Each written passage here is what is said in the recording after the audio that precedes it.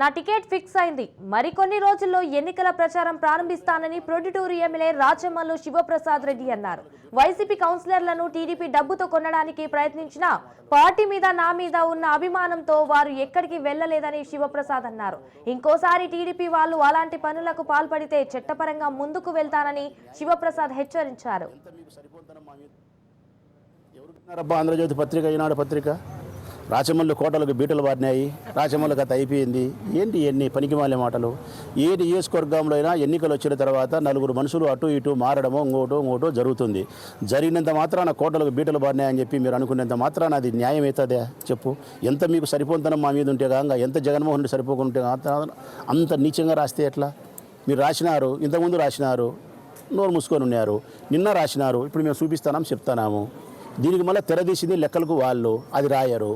లెక్కలకు కొనేది, లెక్కలకు ప్రలోభ పెట్టేది అదొక రాజకీయమా? ఈనాడు పత్రిక, తెలుగుదేశం పార్టీ వాళ్ళతో పాటు మీరు కూడా మారండి. కాస్తన్నా రోసము, కాస్తన్నా న్యాయము, కాస్తన్నా సత్యము. ఎందుకు ఇట్లా రాస్తారు మీరు? ఇప్పుడు దీనికి ఏం సమాధానం చెప్తారు ఆంధ్రజ్యోతి, ఈనాడు? అది కూడా మేము నిజాయితీగా చెప్తున్నాం కదా. మా పేదరికాన్ని ఆసరాగా తీసుకొని మమ్మల్ని ప్రలోభ పెట్టే ప్రయత్నం చేస్తారా? మా వాళ్ళు చెడ్డోళ్ళు కాదు, మా వాళ్ళు ఏమి గౌరవం తప్పినోళ్ళు కాదు. పేదరికం చాలా చెడ్డది. ఆర్థిక ఇబ్బందులు మనిషిని చాలా ఇబ్బంది పెడతాయి. ఎంతటి వాడిని సరే బలహీనపరుస్తాయి. ఒక పెద్ద రాజకీయ నాయకుడు 10 కోట్లకు డబ్బు తీసుకుంటాడు, ఇంకంతకంటే పెద్ద నాయకుడు 1000 కోట్ల కాంట్రాక్ట్ తీసుకుంటాడు.